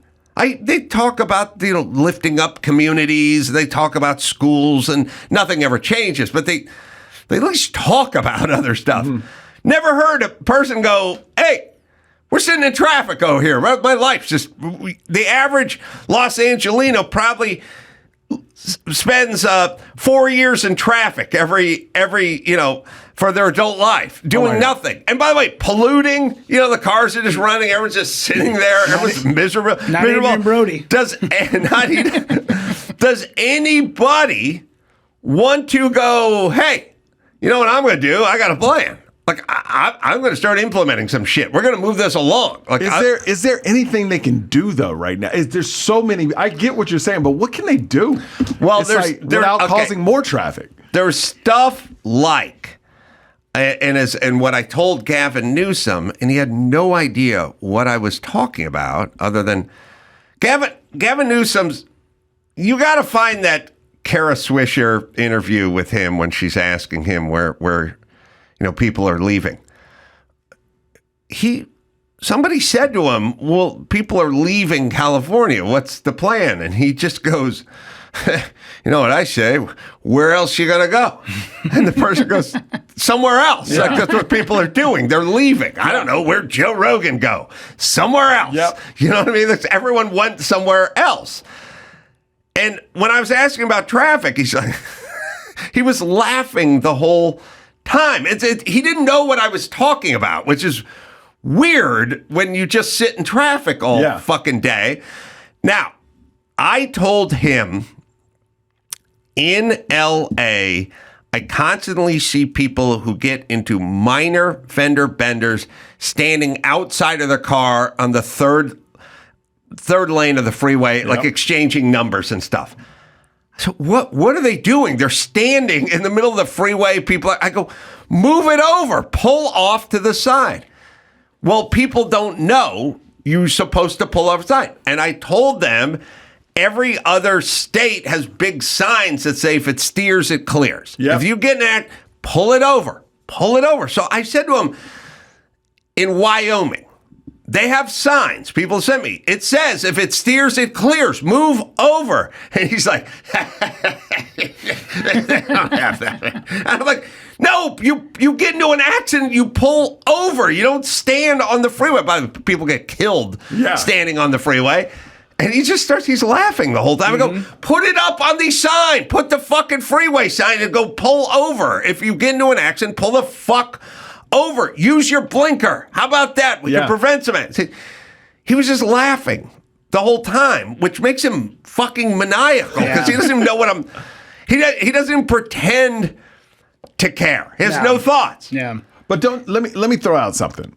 Don't you think California, it's the size of 28 states. Shouldn't it be like separated in 3 parts? I think so. It like north, south, and then central because it's too big for one party to govern. I don't care. It's too big. I just got back. There's normal people in Central Valley and stuff. They're just hardworking, whatever, agriculture people. They don't fucking want any of this bullshit. Yeah. We have this clip. We have Newsom. Where are you going to go? It's great.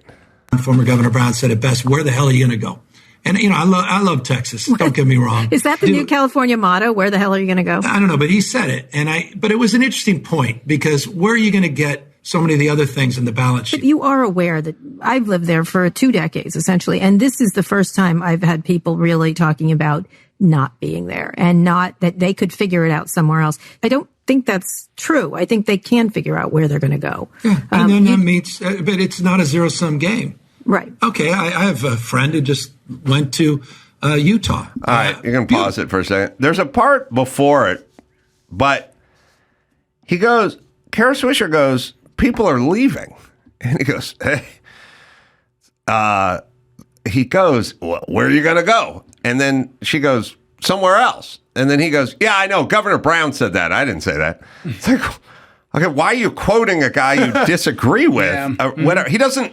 He's such a sociopath. He doesn't know what's happening. There's a part at the beginning, and then she's like, yeah, but people can leave. Like, they did figure it out. They're leaving. And then he goes, yeah, I got a friend, and, does well for himself, and he moved his family to Utah, and they're doing okay. And that's the end of his story. It's unbelievable. Listen to the exchange. I don't know if there is a little bit at the top of that. Maybe another 10 seconds or something. We don't have the part where we'll just play it again, but I'll let it play out. He's explaining Governor Brown said where you're going to go, even though he quoted him. He disagrees with him, Former Governor Brown said it best. Where the hell are you going to go? And, I love Texas. Don't get me wrong. Is that the new California motto? Where the hell are you going to go? I don't know, but he said it. But it was an interesting point because where are you going to get so many of the other things in the balance sheet? But you are aware that I've lived there for 2 decades, essentially. And this is the first time I've had people really talking about not being there and not that they could figure it out somewhere else. I don't think that's true. I think they can figure out where they're going to go. Yeah, and then that means, but it's not a zero-sum game. Right. Okay, I have a friend who just went to Utah. Beautiful. Yeah. It may be the right thing for him. They've made a ton of money. They have the ability to take their kids out of public school into private school, and they're doing that. And, I imagine they're not going to turn their back forever on California. Okay, so where are you going to go?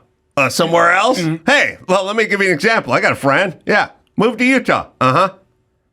Yeah, that's all I got.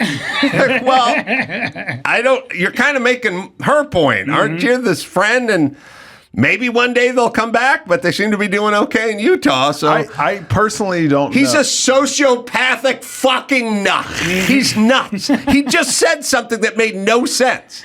It made no sense. I don't know why do people vote for the guy? He obviously doesn't track. There's something wrong with him. I don't watch That's him. not his point. But listen, be a politician. Yeah. You know what I mean? You go, look, I get people are leaving. 100%. I understand. Show We some empathy. taxes, but we got the Pacific Ocean over here, and we got Disneyland, and you know what? I got a friend. They moved to Utah. They were in Salt Lake for a couple of years, but you know what? They missed the Pacific Ocean. They moved back. Yeah. Be a politician. Don't just be nonsensical. He's I told him about traffic. He said, I am traffic. That's all he said. That's nonsensical, is what I'm saying. No, it's. I love this brooch. I'm just going to say, I lived in Studio City. I love Vegas. Vegas is the best place I've ever lived. But Studio City, when I lived out there, I told my wife, if you're not in the industry making money, how are you even living here? Like, I have friends that live in Riverside and commute to like 2 hours a day. That's 4 hours in their car. That's 20 hours a week. Almost a day is spent in traffic a week. And there's no discussion of traffic, which is weird because we get. Well, look, we do stuff, I've said a million times, we do stuff like we have a drought, so we want to save water. So we tell everyone, don't hose down your driveway and don't keep your showers. And then we save water because we all go, all right, we could do that with traffic, but we don't. Yeah, I was on a radio show in Minnesota. We had a guy from the Minnesota Department of Transportation on, and I asked him, I said, we get 12 inches, 14 inches of snow here, and then I go out and I shovel my driveway, and it sits clean for, 2 hours, and then the plow comes by, and it piles up a foot of snow at the end of the driveway. Isn't there anything out there, like when the plow is going by, can't you put a barricade down or do something that can, not push snow into people's freshly groomed driveways? He goes, we've looked into it. It's just there's nothing out there that does it. 2 hours later, I got a video from a listener of a plow in Alaska that's going down the street, and it gets to somebody's driveway, and it drops a barricade, and it goes past, and then it opens it up, and then all the snow gets pushed off the guy's driveway. And I sent it to him, and he goes, oh, look at that. What do you know? Yeah. Well, get some of these goddamn things. What do you know? Something. What do you know? All right, let me give Michael Yo a plug here because we got attorney Dan Abrams waiting to Can come I also say Snack Daddy? It's a new special that just came. That's what I wanted to say. Yeah. Streaming on YouTube. His last special was super funny, and I don't see any reason why this one wouldn't be just as funny. Maybe better. Maybe better. Maybe better. That's going to be hard to top the last one. It is. Live shows everywhere. Dates everywhere. Go to michaelyo.com. Perfect. For Everything's the dates. Yeah, Rudy. Yeah, I'm on out with Michael. Yeah, all the dates with Michael. Plus, I'm on Punch Up now, so check me out. punchup.live.Rudy Pavich. All right, we'll do Dan Abrams right after this. O'Reilly. O'Reilly. Auto Parts. Wow. Yeah, you know the jingle. Yeah, they're in the business of keeping your car on the road. O'Reilly Auto Parts offers friendly, helpful service and the parts and knowledge you need for maintenance and for repairs as well. I've always been a fan of O'Reilly. I like the wrench. Used to use the one over in North Hollywood. Then it was the one up in La Cañada, or La Crescenta when I used to live out there. I'm always working on my stuff and always using O'Reilly. Whether you're a car aficionado or an auto novice, you're going to find the employees at O'Reilly Auto Parts to be knowledgeable, helpful, and best of all, they are friendly. So stop by. O'Reilly Auto Parts. Do it today. Or you can visit us online, O'ReillyAuto.com/Adam. That's O'ReillyAuto.com/Adam. Here's an actual thing our government is spending your tax money on. $1.5 million for voter confidence in Liberia. Now back to the Adam Carolla Show. Dan Abrams is with us on Patrol Lives. The name of the show just got picked up for 90 more episodes, and it's on Reels with a Z. Yeah, I've been seeing this making the rounds, Dan, so congratulations. Thank you, Adam. Appreciate it. So for you, it's an interesting career. I mean, you've been around for a long time. You've been on TV for a long time. I'm sort of in the same boat. You just have to kind of keep inventing and reinventing and just kind of morphing into something else.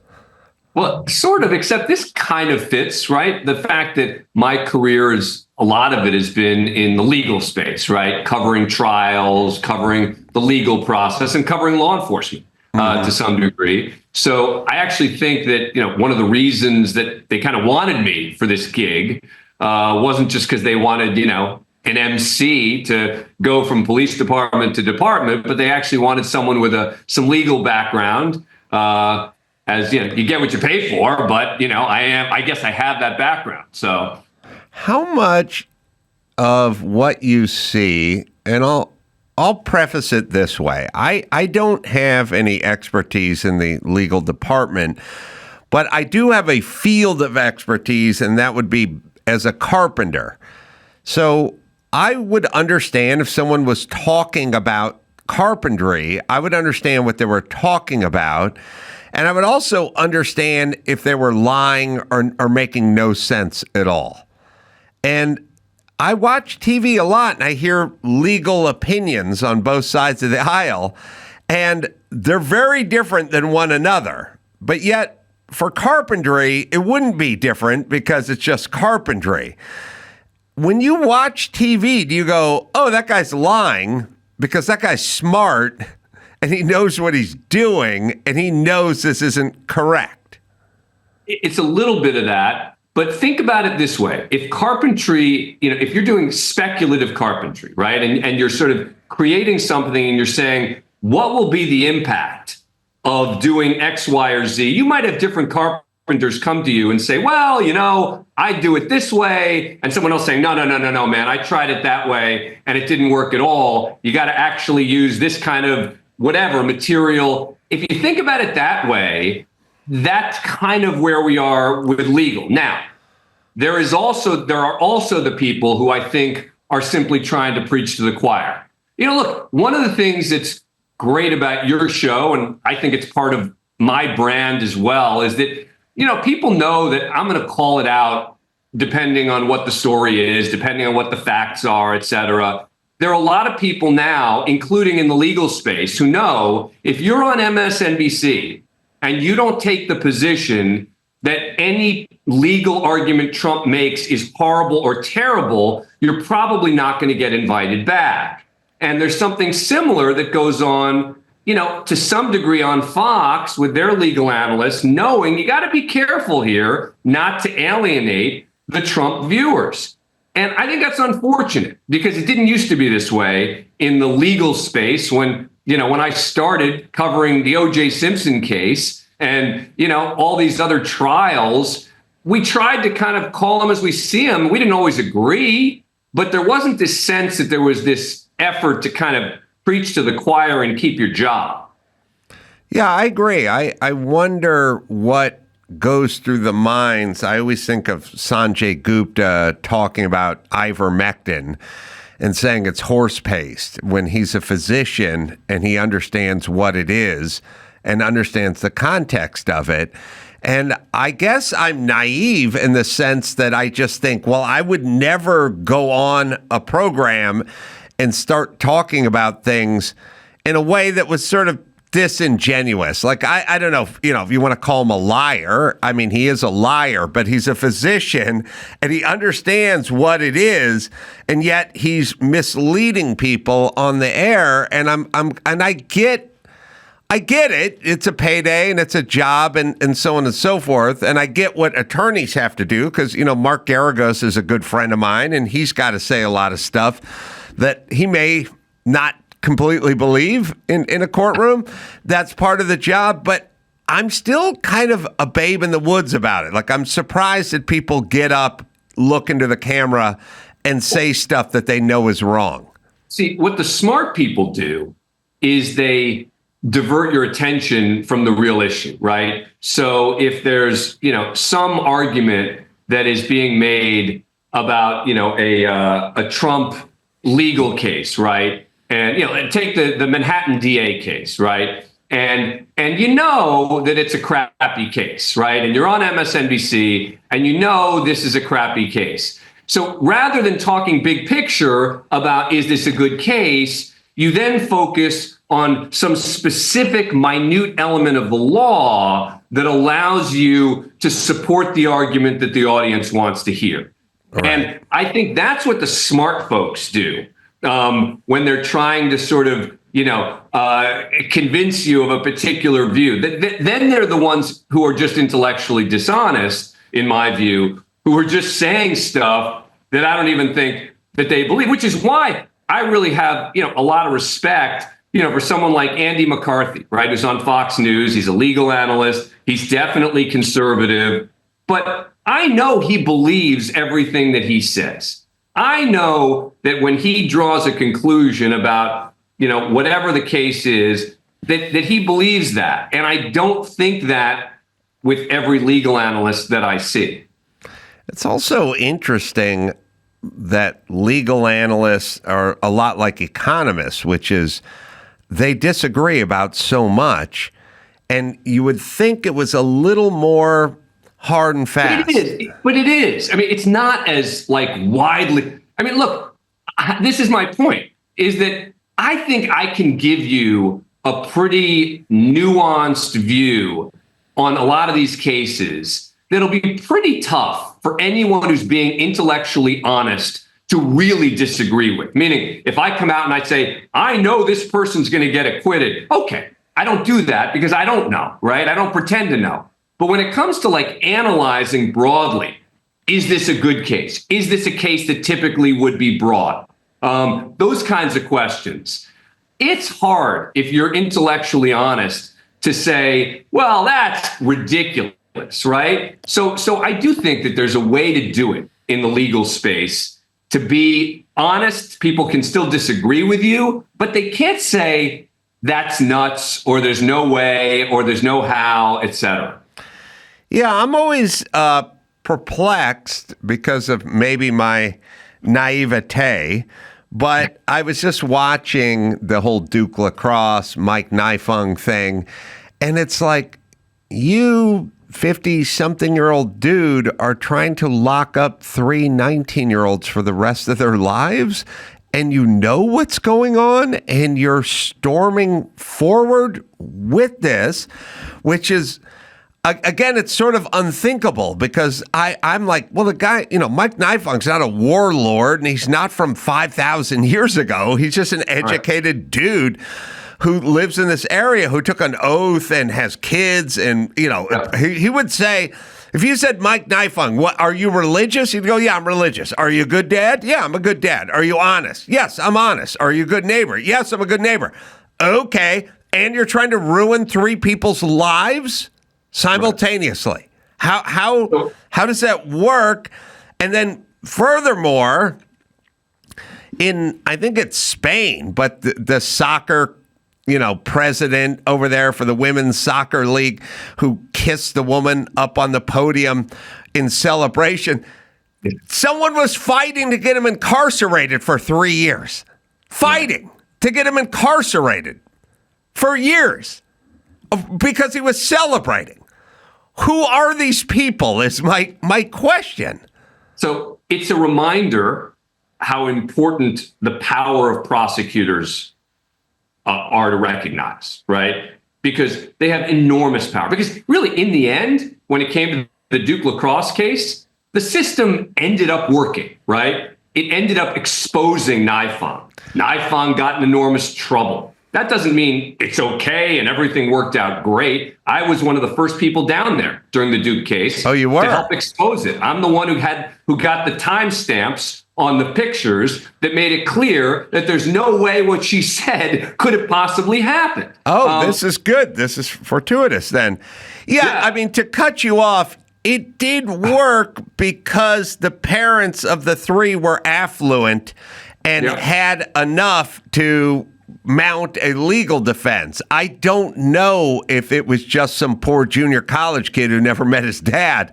I don't know if that guy would have got railroaded or not. That's fair. And look, you may be right. And which is why, again, it's so important to remember how powerful prosecutors are, right? And that people talk about the jury verdicts, et cetera. Yes, but the power prosecutors have, which is why it's so important who they are in this country. Those are both examples where that's what it's all about. It's all about and look, what do I think happened with Mike Nifong? Because I talked to him a lot back then. You know, I was challenging him, et cetera. I think he initially believed her account and then had to believe her account, right? Right. And I think that he got caught up in it because he had bet so much on her account that he couldn't get out of it after that point. And it ruined him. And, rightly so, because, man, he was real close to permanently ruining the lives of those students.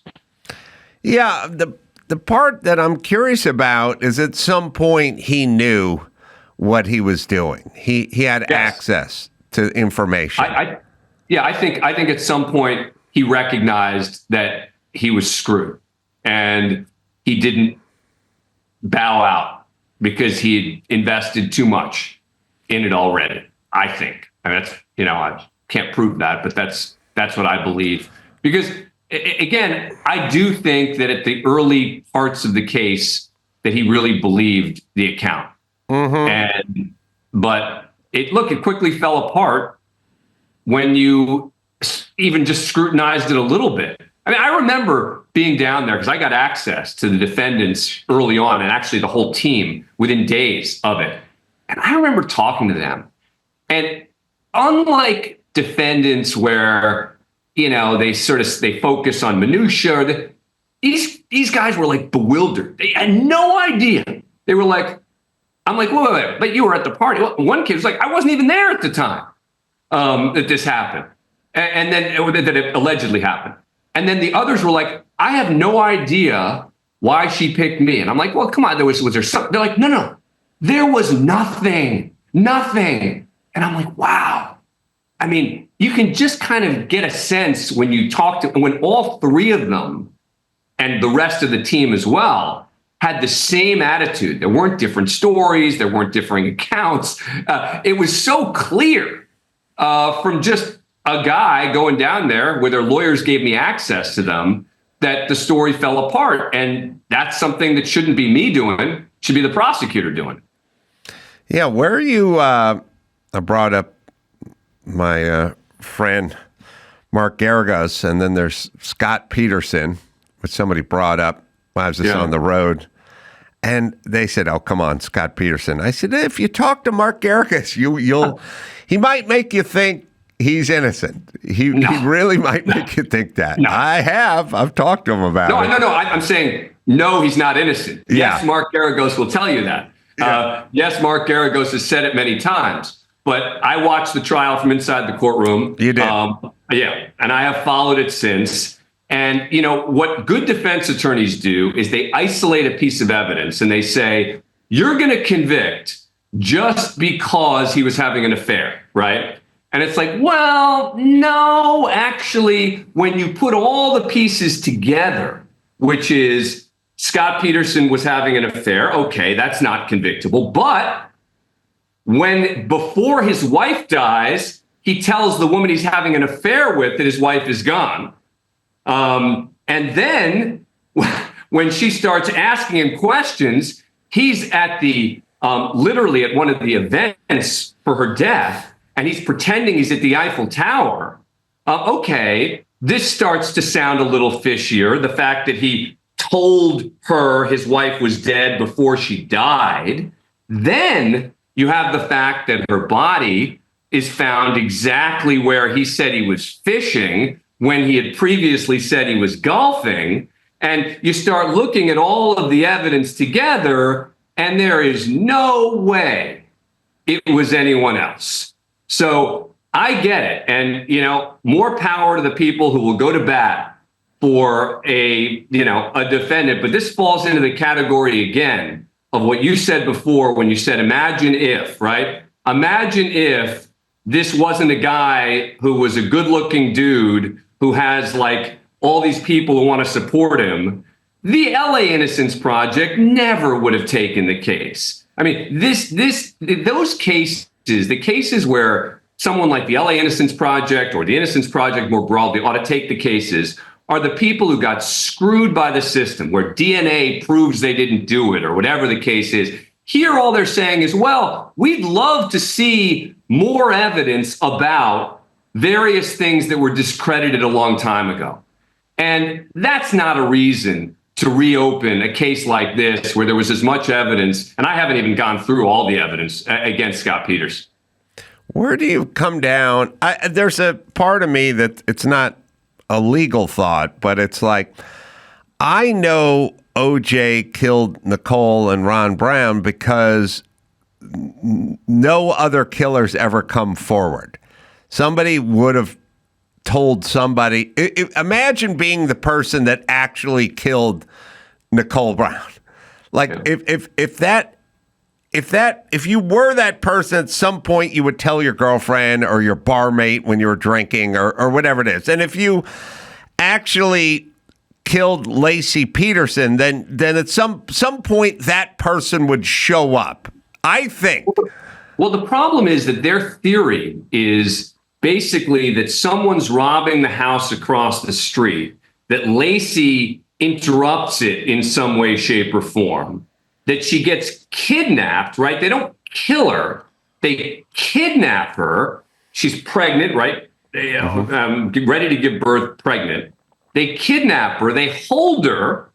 Then they realize that Scott Peterson has said that he went fishing in this particular area. And then it's unclear if they froze her body or what they did with it for the 4 months or whatever before they dump it in the area where Scott Peterson says he was fishing. So burglars are robbing house across street, which actually did happen. And then Lacey interrupts it. They kidnap, don't kill her. Wait to find out what Scott Peterson says about where he was fishing. And then at some point, either freezing the body or not freezing the body, go and dump the body and kill her and dump the body there to make it look like Scott Peterson did it. I mean, it's so absurd putting aside the other evidence against him that I just don't think any of it can be taken seriously. I think you and I sit around and we go, okay, look, it seems pretty evident what went on here. Are there any cases that are famous that were pretty, you felt pretty strongly about and it turned out to go the other direction? Casey Anthony, that case, I thought she was going to get convicted. That's the only case. I mean, again, like it doesn't make me some great, fortune teller that I can sit in a courtroom and watch the trial and have a pretty good sense of how the jury's going to decide it. I will tell you that in the Casey Anthony case, I was just wrong. I thought she was going to get convicted and she didn't. So, that's definitely one where I just got it wrong. And look, there are others where I haven't sat in the courtroom, where I've predicted hung juries where, there wasn't a hung jury, but not sort of getting it as wrong as I got the Casey Anthony case. What is your take, circling back to something like the Spanish female soccer president, like where they vigorously the government, the state, vigorously tries to get the guy incarcerated for a number of years over celebrating a kiss. Yeah, I didn't follow it very closely, to be honest. But, you know, from what I saw, it was absurd. And it was one of the, you know, the examples of, you know, sort of extremism. But I didn't follow it closely enough to have a very educated opinion. And because my feeling is, you know, like Nifung ends up getting 1 day in jail and then gets disbarred, but he goes about his life. You know what I mean? You know, it's like I said to the city of Burbank once when they wrote me a chicken shit jaywalking ticket. And I said, well, I'm going to fight this jaywalking ticket because I was in a crosswalk. And they said I stepped off the curb after the light started flashing. They probably knew who you were, and they were like, come on, man. No. We're going to get Carolla. This is pre any kind of celebrity. And, you know, I told him, I said, well, I'm just going to fight this ticket. I'm going to win because you can't give people jaywalking tickets for walking in a crosswalk. And I got to the other side before the light changed, you know, and they said, yeah, go ahead and fight it. And so in order to fight it, you have to pay for the amount first, and then you have to go make a court date, and then you have to take the day off work. And at the end of the day, I won. But as I've always said, I won what? What did I win? I missed 2 days of work. I got nothing. It's not like, well, if I lose, I owe the city of Burbank $129, but if I win, they pay me. My reward is zero. It's just 2 days off of work. And so it's like, well, Mike Nifung has been punished. Has he been punished? You know what? He was basically told to go home, but he tried to destroy 3 people's lives and got caught, and his punishment was go home.